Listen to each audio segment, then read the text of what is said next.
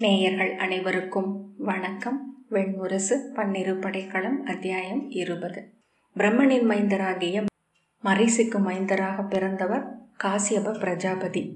அவர் தட்சனின் மகள்களாகிய அதிதி, திதி, தனு, அரிஷ்டை, சுரசை, கசை, சுரபி, வினதை, தாம்ரே, குரோதவசை, இறை, கத்ரு, முனி என்பவர்களை மணந்தார்.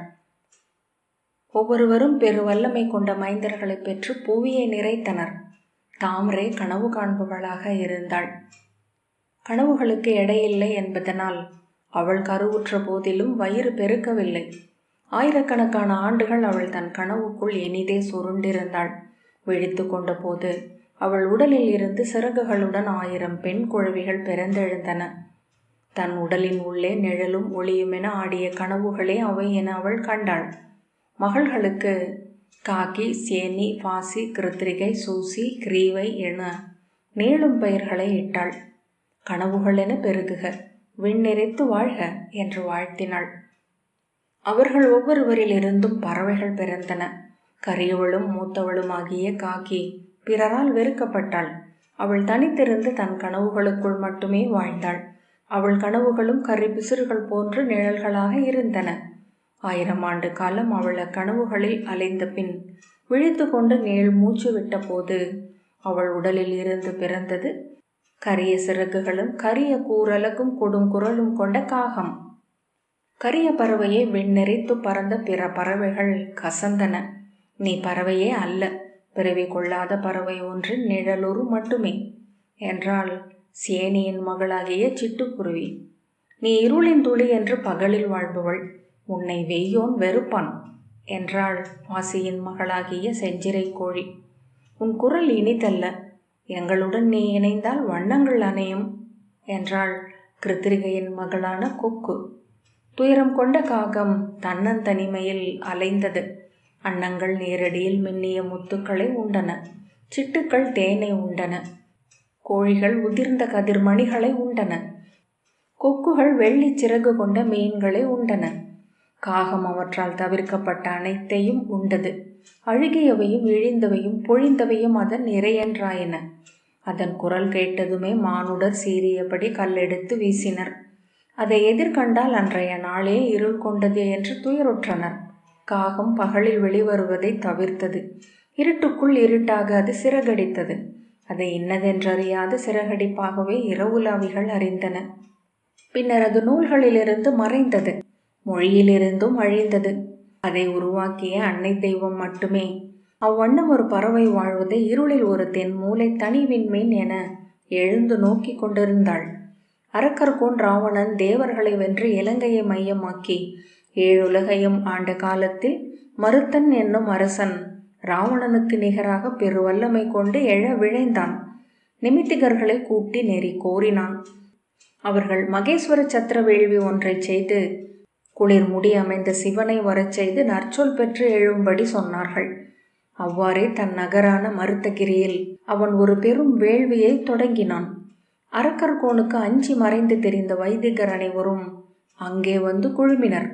அவர்களின் வேத சொல்லும் அவிப்புகையும் எழுந்து வெண்முட்டின. அவை கொள்ள திசையாளும் 8 தேவர்களும் வந்தனர். விண்ணகரிலிருந்து இந்திரன் வந்து நடுவே அமர்ந்தான். பாதாள மூர்த்திகள் நிழல்கள் என வந்து சூழ்ந்து நடமிட்டனர்.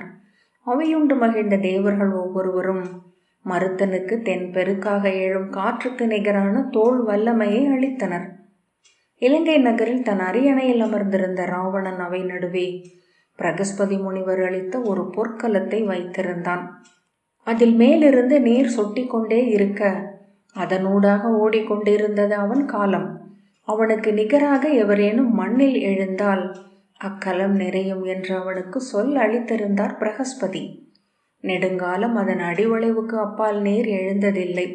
அன்று அக்கலத்தின் விளிம்பை தொட்டு நீர் கொப்பளிப்பதைக் கண்டு திகைத்து எழுந்து என்ன நிகழ்கிறது என்று நிமித்திகர்களிடம் கேட்டான். அரசே, வடக்கே மருத்தகிரி என்னும் ஊரில் மருத்தன் என்னும் அரசன் செய்யும் மகேஸ்வர சத்திர வேள்வியில் சிவன் எழவிருக்கிறார் என்றார்கள் நிமித்திகர்கள். தன் தம்பியர் சூழ கதாயுதம் ஏந்தி தோள் தட்டி ஆர்ப்பரித்து ராவணன் விண்ணெழுந்தான். மருத்தகிரியின் வேள்வி களத்தில் ஒரு கருமுகில் என வந்திறங்கினான். இடியோசையும் புயல் முழக்கமும் கேட்டு மறுத்தன் எழுந்து ராவணனை எதிர்கொண்டான். அவர்கள் தோள் கோத்ததும் தேவர்கள் அஞ்சி அங்கிருந்து பறவைகளாக மாறி பறந்தகன்றனர். இந்திரன் ஒரு வெண்ணிற நாரையானான். சிறு செங்குருவியாக அனலோன் மறைந்தான். நீலப்பறவை என ஆனான் வருணன். சோமன் மஞ்சள் நிற பறவையானான். தன் கருநிறத்துக்குரிய பறவை எது என திகைத்து அறிவிழி சுழற்றிய யமன் காகத்தை கண்டு கொண்டான். காகமென மாறி எழுந்து வானிருளில் மறைந்தான். யமபுரியை அடைந்ததும் காகத்தை அங்கே வரவழைத்தான். நீ விழைவதென்ன என்றான். என்னை மானுடர் வணங்க வேண்டும் என்றது காகம். மானுடருக்கு நீத்தோர் தேவர்களுக்கு நிகர். இனி மானுட உலகுக்கு நீத்தோர் வருவது உன் வடிவிலேயே ஆகுக. அவர்கள் வருகை அறிவிப்பது உன் குரலில், பலி உணவு கொள்வது உன் அலகால். ஆம், அவ்வண்ணமே ஆகுக என்றான் யமன். நற்சொல் பெற்ற காகம் கரிய சிறகுகளை விரித்து வந்து ராவணனின் இலங்கை பெருநகரின் பொன்னொளிர் அரண்மனை முகப்பில் அமர்ந்தது. தன் மூதாதையரின் அழைப்பு அது என்று உணர்ந்த ராவணன் இரு கைகளையும் கூப்பியபடி வந்து வணங்கி நின்றான். எள்ளெண்ணத்தை நேருடன் படைத்தான். காகம் அலகால் அவ்வுணவை கொத்திய பின் எழுந்து சிறகடித்து அவனை வாழ்த்தியது. அஸ்தினபுரியில் காகங்கள் வந்து நிறையத் தொடங்கின. முதலில் அவை பெருகுவதை நகரத்தில் உள்ளவர்கள் உணரவில்லை. குழந்தைகள்தான் காகங்கள் பெருகுவதை முதலில் உணர்ந்தன. அவை அவற்றை மகிழ்ச்சியுடன் வரவேற்று உணவுப் பொருட்களை வீசி எறிந்து கைத்தட்டி கூவின. துள்ளி குதித்து துரத்தின. சில நாட்களுக்கு பின்னர் காகங்களின் பெருக்கெடுப்பை நிமித்திகர் கண்டடைந்தனர். மூதாதையர் நகரை நிறைக்கிறார்கள், அவர்கள் அச்சம் கொண்டிருக்கிறார்கள் என்றனர் முது நிமித்திகர். இந்நகரில் வாழ்ந்து மறைந்தவர்கள் மீண்டும் எழுகிறார்கள். நாம் அவர்களுக்கு அன்னமும் நீரும் குறை வைத்திருக்க கூடும் என்றனர். அச்சம் வளரத் தொடங்கியது. இல்லறத்தார் நிமித்திகர்களின் சொல்லேற்று மீண்டும் கங்கைக்கு சென்று நீத்தாருக்கு உணவும் நீரும் அளித்து நிறை கொடுத்தனர். ஆலயங்களில் அவர்களின் பெயரும் மீண்டும் சொல்லி நெய் விளக்கேற்றினர். அந்தியில் சுவடிகளை பிரித்து அவர்களின் பெயர்களை வாசித்து அவர்களின் வாழ்வையும் இறப்பையும் வழுத்தி வணங்கினர். ஆனால் மேலும் மேலும் காகங்கள் வந்து கொண்டே இருந்தன. அவை நாம் அன்றாடம் காணும் காகங்கள் அல்ல. அவற்றின் கழுத்தில் சாம்பல் பூப்பு இல்லை. அலகுகள் தடித்துள்ளன. கண்களில் மணியொளி உள்ளது. அவை ஆழ்குரலில் தங்களுக்குள் பேசிக் கொள்கின்றன என்றார்கள். ஒவ்வொரு நாள் காலையிலும் காகங்கள் பெருகி இருந்தன. இல்லங்களின் கூரை விளிம்புகளில் அவை விடிந்த பின்னரும் அகலாத இருள் என அமர்ந்திருந்தன. மரக்கிளைகள் எடை கொண்டு தழைய இலைகள் கருமை கொண்டனவா என்று விழிமய கூட்டி நிறைந்தன. கோட்டை சுவர்களில் மாடங்களில் கருமையை பூசின. நகரம் அவற்றின் கருமையால் இருள் கொண்டது. இருளை குளிரென விழியறியாது உணரவும் முடிந்தது. கனவுகளில் அவை இருண்ட சிறகசைவுகளும் மணி விழியொளி துளிகளுமாக பறந்தன. அவை எதையோ சொல்வது போல் இருந்தது. சில சமயம் வினவுவது போல, சில சமயம் வியப்பது போல. ஆனால் அவற்றில் எப்போதும் மாறா துயரம் நிறைந்திருந்தது. அவை மறைந்த மூதாதையர் என்பதில் எவருக்கும் ஐயம் இருக்கவில்லை. குடிநிறை எழுதிய ஏடுகளை வாசிக்கும் தோறும் அவர்களின் நெஞ்சு அறியா துயர் கொண்டு ஈரமாகி விடை பெற்றது. சொல்லென எடுக்க முடியாத எண்ணம் ஒவ்வொரு விழிக்கு பின்னாலும் இருந்தது. மூத்தோர் மன்று சூழ்கையில் ஊடே புகுந்த முதிரா இளைஞன் ஒருவன், நீத்தார் நிறையை நான் பன்னாட்களாக பார்க்கிறேன். அத்தனை பேரும் படுகளம் கண்டு மாய்ந்தவர். பாரத வருஷத்தின் அறியா நிலங்களில் அவர்கள் கல் நிற்கிறார்கள் என்றான். ஆம் என்றார் அவை மூத்தவர். அவை மூத்தாரே, அவர்கள் மாய்ந்தது எவருக்காக? அஸ்தினபுரியில் ஓங்கி பறக்கும் கொடி அவர்களின் குருதியாலானது தானா? நாம் பாடி ஒழுத்தும் அரசகுடியின் சிறப்பெல்லாம் அவர்களின் கைம்பெண்களில் விழிநீர் தானா? சில கணங்கள் ஒருவரை ஒருவர் விழி நோக்கி அமர்ந்திருந்தனர். ஒருவர், சி, எழுக சிறியோனே, மூத்தோர் அவையில் உனக்கு என்ன பேச்சு? நீ சொன்ன சொற்களால் எவரை இழிவுபடுத்துகிறாய்? அறிவாயா? இக்கொடியை இவ்வரசு புகழை காக்க களம்பட்ட பெருந்தகையோர் அனைவரையும் வீணிறப்பு கொண்டவர்கள் என்கிறாய். வீணன் நீதான், சொல்லறியாத சிறுகண் நீதான் என்று கூச்சலிட்டார். அவையினர் அனைவரும் ஆம், வீண் சொல், பழிச்சொல் என்றனர். இழிசொல் சொன்னவனை அவை தண்டிக்க வேண்டும் என்று ஒருவர் கூவினார். இனி 5 ஆண்டுகளுக்கு எந்த அவையிலும் நீ அமரலாகாது, இது குடிமன்றின் ஆணை என்றார் மூத்தார். ஆம் ஆம் ஆம் என்றது கூடியிருந்த திரள். இளைஞன் சொல்லெடுக்க வாயசைத்து பின் தலை வணங்கி வெளியேறினான். அன்றிரவு இருளின் தனிமையில் தாங்கள் இல்லம் நோக்கி நடக்கையில் குடிமூத்தவரிடம் பிரிதொரு இளையவர், இளையோர் சொல்வதிலும் பொருளுண்டு மூத்தவரே, அவையில் சொல்லாவிட்டாலும் அனைவரும் உணர்வது இதுவே என்றார். என்ன என்றார் குடிமூத்தார். நகரை போர் சூழ்கிறது, நம் மூதாதையர் அதை விழையவில்லை என்றார் இளையவர். அவர்களின் விழிகள் துயர் கொண்டிருக்கின்றன, நம் பலிகளை அவர்கள் கொள்ளவில்லை. மூத்தார் நீள் மூச்செறிந்தார். அங்கே விண்ணென விரிந்த வெறுமையில் நின்றபடி இவற்றின் பொருளின்மையை அவர்கள் உணர்கிறார்கள் போலும் என்றார் இளையவர். நாம் இதை என்ன உரிமைப்பட்டவர் அல்ல, அரசரும் அவையும் அதை செய்ய வேண்டும் என்றார் மூத்தார். அரசர் எங்கிருக்கிறார்? இந்திரபிரஸ்த நகர் கோள்விழவுக்கு பின் அவர் ஒரு முறை கூட அரசவை அமர்ந்து கோல் கொள்ளவில்லை. தம்பியருக்கும் அவர் வெளி அளிப்பதில்லை என்கிறார்கள். முழு தனிமையில் குடியாட்டில் மூழ்கி இருக்கிறார். அவர் சொல்லெடுத்தே பல நாட்களாகின்றன என்கிறார்கள் என்றார் இளையவர். இரவும் பகலும் அவர் துயில்வதே இல்லை என்று அவை காவலன் ஒருவன் ஒரு முறை சொன்னான். நிலையழிந்தவராக அரண்மனை எங்கும் சுற்றி வருகிறார். எவர் விழிகளையும் நோக்குவதில்லை. விழி எதிர் நோக்குகையில் நெஞ்சு நடுங்குகிறதாம். அவை மானுட விழிகள் அல்ல, அவருக்குள் அறியா தெய்வம் ஒன்று குடியேறிவிட்டிருக்கிறது என்கிறார்கள் அனைவருமே. மூத்தவர் சொல்லெடுக்காமல் நடக்க இளையவர் தொடர்ந்தார். அவர் காட்சிக்கு பேரழகு கொண்டிருக்கிறார் என்றும் சொல்கிறார்கள். அது மானுட அழகே அல்ல, தெய்வங்கள் ஏறி அமர்ந்த தேர் அவர் உடல். அந்த தேவன் எவன்? சற்று நேரம் கழித்து மூத்தவர், கார்த்தவீரிய விஜயம் நூலில் இது சொல்லப்பட்டுள்ளது என்றார். இளையவர் கொட்டினார். ஒவ்வொரு நாளும் கார்த்தவீரியன் ஒளி கொண்டபடியே சென்றான் என்கிறது அந்நூல். அவன் உடல் ஒளியால் இருளிலும் நெடுந்தொலைவுக்கு அவனை காண முடிந்தது. அவன் உடல் முன் நின்ற பொருட்களின் நிழல் நீண்டது என்கிறது. அவர் மீண்டும் நீள் மூச்சு விட்டு குருதி ஆடும் தோறும் வாழ் ஒளி கொள்கிறது என்பார்கள் என்றார். என்ன நிகழவிருக்கிறது மூத்தவரே என்றார் இளையவர். அஸ்தினபுரியை ஆளும் தெய்வங்கள் அறியும் என்று மூத்தவர் சொன்னார். அங்கே இந்திரபிரஸ்தம் பெரு வல்லமை கொண்டு எழுகிறது என்கிறார்கள். நாளும் அதன் கரையில் பெருங்கலங்கள் அணைகின்றன. அதன் கருவூலம் பெருத்தபடியே செல்கிறது. அங்கு செல்லும் வணிகர்களை அரசியே அவை அழித்து அமரச் செய்து பட்டும் வளையும் அழித்து அவை மதிப்பு செய்கிறாள். அங்கே சுங்கம் இல்லாமையால் கொள்மிகை வேறெங்கும் விட கூடுதல் என்றான் அஸ்தினபுரிக்கு வந்த அயல் வணிகன். அவனை சூழ்ந்து அமர்ந்திருந்த அஸ்தினபுரியின் குடிகள் ஒருவர் விழிகளை ஒருவர் நோக்கி கொண்டனர். மகதத்தின் ராஜகிரகத்திற்கு வணிகர்கள் செல்வது நாளும் குறைகிறது. ஆகவே ஜராசந்தர் கங்கையிலேயே காவல் நிலைகளை உருவாக்கி தன் எல்லையை கடந்து செல்லும் அனைத்து படகுகளுக்கும் சுங்கம் கொள்கிறார். அதை இந்திரபிரஸ்தம் மிக கடுமையாக எதிர்க்கிறது. நாளும் இந்திரபிரஸ்தத்தின் தூதர்கள் சென்று ஜராசந்தரிடம் பேசிக் கொண்டிருக்கிறார்கள். மேலும் மேலும் முறுக்கப்படும் வடம் முறியும் ஓசைகளை எழுப்பிக் கொண்டிருக்கிறது.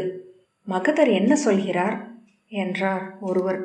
இந்திரபிரஸ்தமும் மகதம் அளவுக்கே சுங்கம் கொள்ள வேண்டும் என்றும் அது குறித்து ஒரு சொற்சாத்து நிகழ வேண்டும் என்றும் சொல்கிறார். இந்திரபிரஸ்தத்தின் அரசி அதை ஏற்கவில்லை. சென்ற வாரம் அமைச்சர் சௌனகரே அரசியின் செய்தியுடன் சென்று ஜராசந்தரை பார்த்தார். அவரை ஜராசந்தர் ஒரு ஆற்றங்கரையில் சந்தித்தார். குலக்குறையும் உடற்குறையும் அளிக்கப்பட்ட 108 அந்தணர்கள் அங்குதான் நீராடி எரி புகுந்தனர். அந்த எரிக்குழியை நிரப்பி மேலே ஓர் அழகிய பளிங்கு மாளிகையை ஜராசந்தர் எழுப்பி இருக்கிறார்.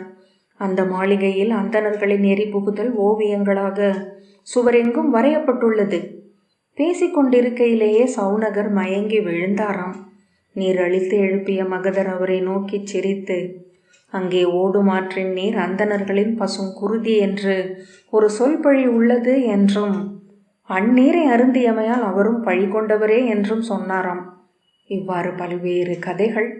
மூத்த வீரன் ஒருவன், இந்திரபிரஸ்தமும் மகதமும் போர்க்கொள்ளும் என்றால் அஸ்தினபுரிக்கு நன்று அல்லவா? அஸ்தினபுரி மகதருடன் இணையும் என்று சொல்கிறார்கள். மகத மன்னரும் நம் அரசரும் தோள் கோத்து இந்திரபிரஸ்த விழவுக்கு சென்றதை அனைவரும் சொல்லிக் கொண்டிருக்கிறார்கள் என்றான் வணிகன்.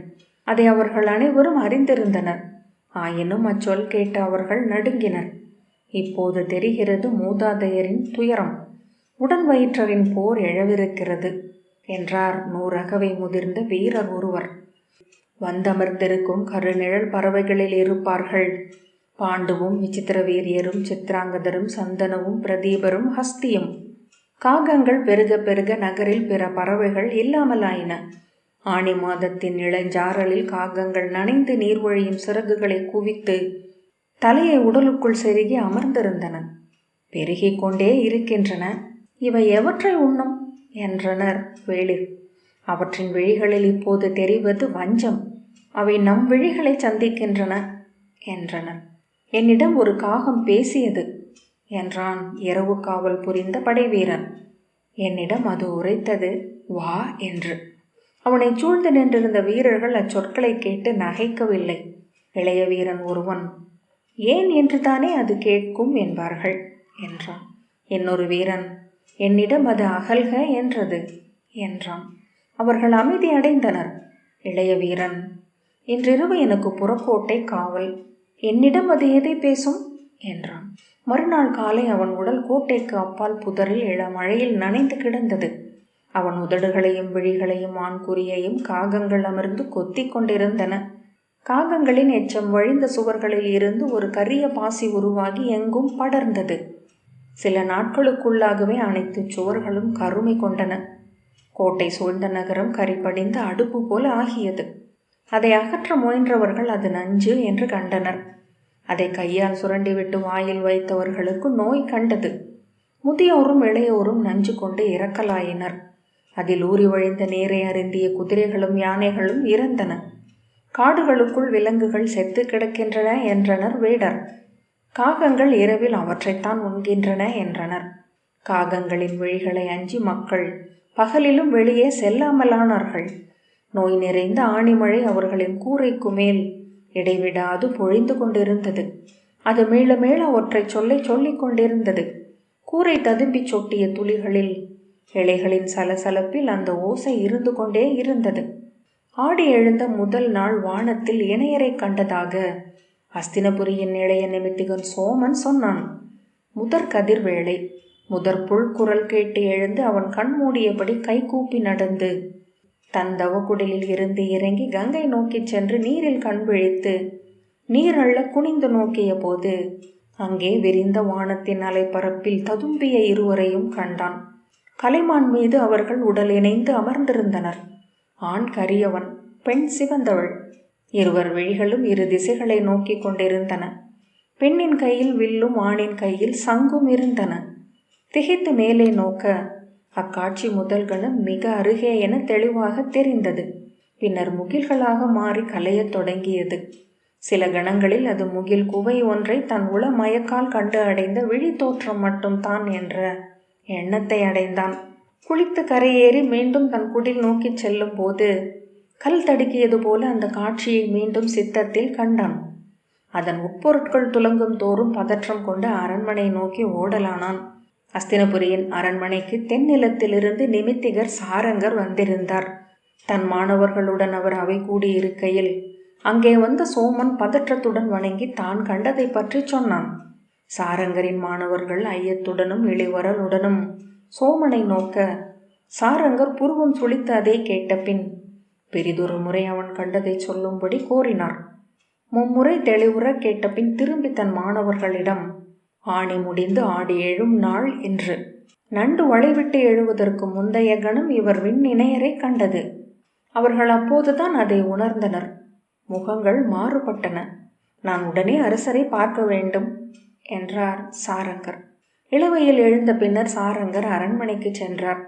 அவரை எதிர்கொண்ட விதுரர் அமைச்சவையில் அமரச் செய்து அவர் சொன்னதை கேட்டார். புன்னகையுடன், இதில் என்ன உள்ளது நிமித்திகரே என்றார். இணையர் தோன்றும் காலம் அது. உளம் கண்டதை விழி காண்பது நிமித்திகருக்கு அவ்வப்போது நிகழ்வதல்லவா?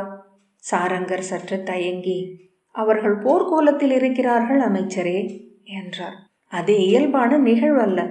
ஒருவர் பேரொலி எழுப்பும் சங்குடன், பிரிதொருவர் குலைத்த வில்லுடன் இருக்கிறார். விதுரர் அப்போதுதான் அதை முற்றிலும் புரிந்து கொண்டு ஆம் என்றார். சில கணங்கள் இருவரும் பேசாமல் அமர்ந்திருந்தனர். விதுரர், போர் தொடங்கவிருக்கிறதா என்றார். சாரங்கர், எங்கென்றும் ஏதென்றும் என்னால் சொல்ல முடியாது. ஆனால் போர் எழுகிறது. விதுரர்: நன்று சாரங்கரே, நான் இதை அரசரிடம் பேசிக்கொள்கிறேன் என்றார். நிமித்திக நூலின்படி 2/3 இடங்கள். சிம்மம் முன் நகர்கையில், எருது பின் நகர்கையில் 2 வாய்ப்புகள் என்றார் சாரங்கர். ஆம், அதைத்தான் நானும் எண்ணிக்கொண்டிருந்தேன் என்றார் விதுரர். உண்மையில் 2 வாய்ப்புகளுக்குமே இடமிருக்கிறது. சாரங்கர்: ஒற்றர் செய்திகள் ஒத்துப்போகின்றன போலும். ஆம் என்று சுருக்கமாக சொன்ன விதுரர், நன்று நிமித்திகரே என்று கை கூப்பினார். நிமித்திகர் சென்ற பின் விதுரர் கைகளை ஊன்றி அதில் முகவாயை வைத்து விழி சரித்து அமர்ந்திருந்தார். கனகர் வந்து அருகே நின்றதை அவர் உணரவில்லை. கனகர் செருமிய போது அரை நோக்கை அவருக்கு அளித்தார். பின்பு பெரும் மூச்சுடன் கலைந்து, அரண்மனையில் என்ன நிகழ்கிறது என்றார். அரசர் இன்னமும் துயில் விழிக்கவில்லை என்றார் கனகர். அங்கர் இருந்தவரை மஞ்சத்தரைக்கே சென்று அவரை அழைக்க ஒருவர் இருந்தார் என்றாவது இருந்தது. இப்போது அவரிடம் எவருமே உரை கொள்ள முடியவில்லை. விதுரர் தலையசைத்தார். அவர் அங்கிருப்பதாகவே உணர முடியவில்லை அரசே என்றார் கனகர். விதுரர் நீள் மூச்சுடன் எழுந்து, கணிகர் எங்குள்ளார் என்றார். கனகர் அவர் வழக்கம் போல என்ற பின் கூர்ந்து நோக்கினார். இன்றோ நாளையோ மகதத்திலிருந்து நமக்கு செய்தி வரும் கனகரே என்றார். இந்திரபிரஸ்தம் படை கொண்டு எழுந்துவிட்டதென்பதே அக்காட்சியின் பொருள். தவநிலை கலையாது நீரில் இறங்கியமையால் அந்நிமித்திகன் அதை கண்டிருக்கிறான். விதுரர் இடைநாழியில் நடக்க கனகர் எடையுடல் ததும்ப மூச்சிழைத்தபடி உடன் சென்றார். இந்திரபிரஸ்தம் வணிகம் செழித்து வளர்ந்து கொண்டிருக்கிறது. போர் என்பது வணிகத்தின் அழிவு. அதை இத்தருணத்தில் அரசு முறை அறிந்தோர் விழையமாட்டார்கள் என்றார் கனகர். இது இந்திரபிரஸ்தத்தின் போர் அல்ல, இளைய யாதவரின் போர். மகதம் நெடுங்காலமாகவே படையாழியின் நிழலில் தான் நின்று கொண்டிருக்கிறது என்றார் விதுரர். கனகர் புரிந்து கொண்டு ஆம் என்றார். பின்பு, அதை ஜராசந்தர் உணர்ந்திருப்பதாகவே தெரியவில்லை. மகதத்தின் தென்மேற்கு புலக்காவலை நிஷாத குலத்து ஹிரண்யதனுசின் மைந்தன் ஏகலவ்யனிடமே அளித்திருக்கிறார் என்றார். விதுரர்: அறியாமல் அல்ல, அது அவரது அறைகூவல் என்றார். ஏகலவ்யன் இருக்கும் வரை யாதவர் இறுதி வெற்றியை அடையவில்லை என்றே பொருள். ஒவ்வொரு யாதவரும் அதை உணர்ந்திருக்கிறார் என்றார். இந்திரபிரஸ்தத்தின் இணையர் படை கொண்டு எழுந்துவிட்டனர் என்றால் ஜராசந்தர் அழிந்தார் என்றே கொள்ளலாம் என்றார். ஆனால் என்று கனகர் சொல்லத் தொடங்க, மூடா, இப்புவியில் அவர்கள் இணைந்தால் எதிர்கொள்ளும் ஆற்றல் கொண்ட எவரேனும் உள்ளனரா? கனகர் நீள் மூச்சுடன் ஆம் என்றார். ஜராசந்தர் நம்மை இயல்பான படைக்கூட்டாக எண்ணுகிறார். நம் அரசர் அளித்த சொல் என்ன என்று நாம் அறியோம். அங்கரும் சொல் அளித்திருக்க கூடும். நல்ல வேளையாக அவர் இங்கில்லை. நாம் ஒரு நிலையிலும் மகதத்தை துணைக்கலாகாது. அம்முடிவை அரசர் அல்லவா எடுக்க வேண்டும் என்றார் கனகர். அதற்கு முன் அவை எடுக்கட்டும் என்றார் விதுரர். அரசரின் இளையோர் என்ன எண்ணுகிறார்கள் என்று அறியோம் என்று கனகர் சொன்னார். அதை நான் அறிவேன். அவர்கள் மகதத்தின் தூதை எதிர்நோக்கி இருக்கிறார்கள். நாம் மகதத்துடன் சென்றாலும் ஜராசந்தர் வெல்ல முடியாது. வென்றாலும் தோற்றாலும் உடன் வயிற்றால் களம் எதிர் நிற்பர். அதை நான் ஒப்ப முடியாது. கனகர்: நாம் பேரரசரிடம் அதை பேசுவோம் என்றார். அதை காந்தாரர் சொல்ல வேண்டும் என்றார் விதுரர். சால்வையை சீரமைத்தபடி நடக்கையில், நெறியற்ற அசுரன், அவன் பழிகளில் அஸ்தினபுரிக்கு பங்கிருக்கலாகாது. அவன் வீழ்வதே இம்மண்ணுக்கும் உகந்தது என்றார். 12 படைக்களம் 20வது அத்தியாயம் இத்துடன் நிறைவு பெற்றது. நன்றி.